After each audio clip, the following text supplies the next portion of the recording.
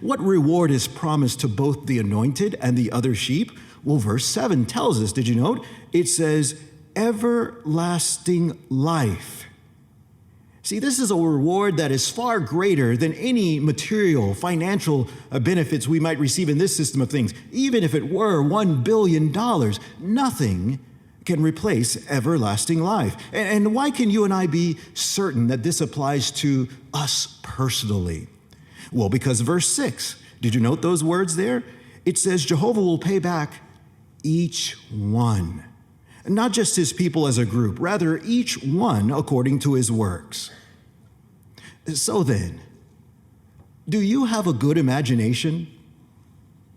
Personally, I love the way the Watchtower once put it. It said, picture all the interesting things or fields of science that will open up to someone who is not restricted by time. That's a good point, isn't it? Because frankly, you and I, well, we're impoverished when it comes to time. We just never seem to have enough. But then the Watchtower went on to say, imagine all the fascinating places there will be to explore and all the interesting people there will be to meet. Try to grasp the endless possibilities to conceive, create, and construct things.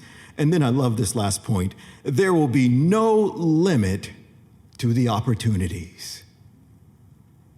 Think of that, brothers and sisters. How well will you sing in the new world? What kind of artist will you become? How well will you dance there? How fast will you run? Will you swim with dolphins? How well will you cook in the new world? How well will you eat there? Well, only time will tell. In the future, when we will live as long as Jehovah lives, our concept of time will more closely match his eternal perspective. So much so that the time that we spend in this system of things will seem momentary.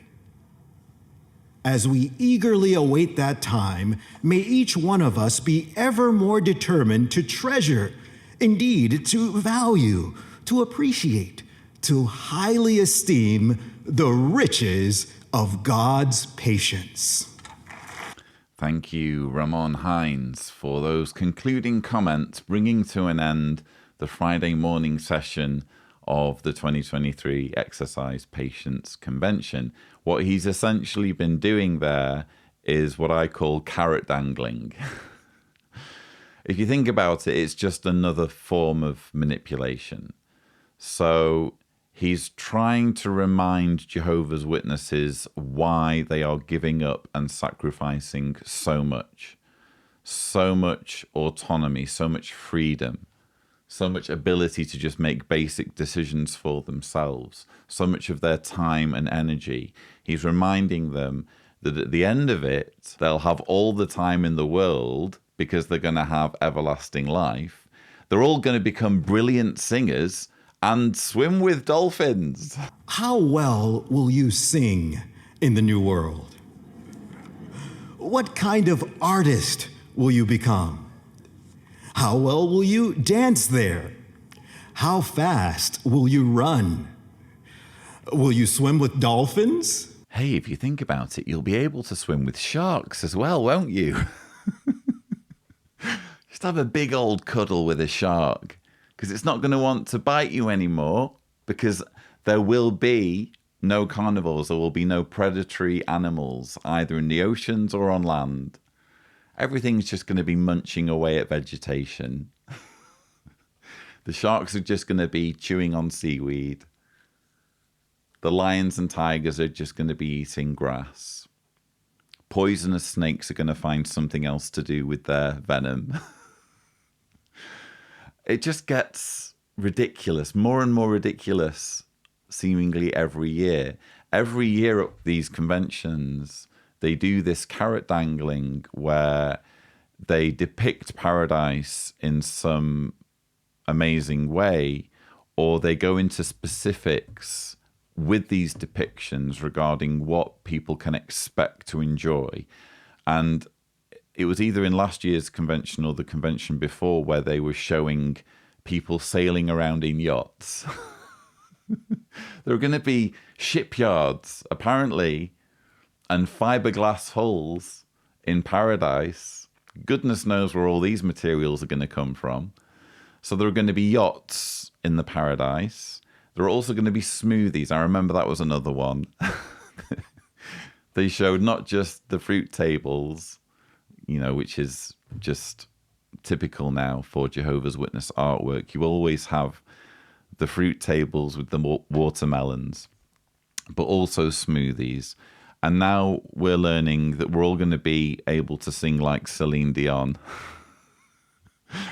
And we're going to be able to swim with dolphins as well.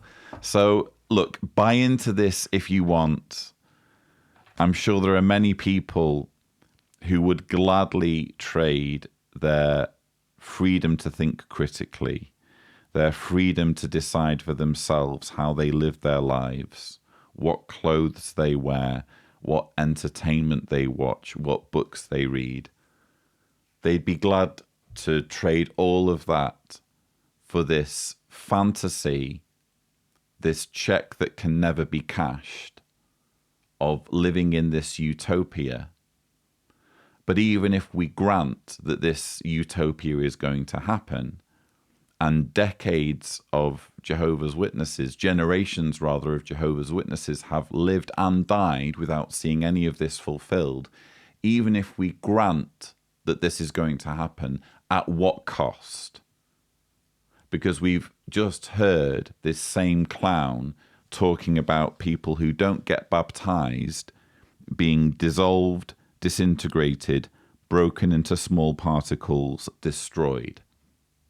So picture yourself with your imagination, as Ramon would put it. Use that imagination. Think about frolicking on the lawn with the pandas and with the lions, or the lion cubs, the tigers, you name it, grizzly bears. Think about frolicking on that lawn with that fruit table nearby. And just think for a moment about what's underneath the lawn, a few feet underground. Think about the billions of bodies, the billions of men, women, children slaughtered for the crime of not being Jehovah's Witnesses that this utopia, or rather dystopia, has been built on top of.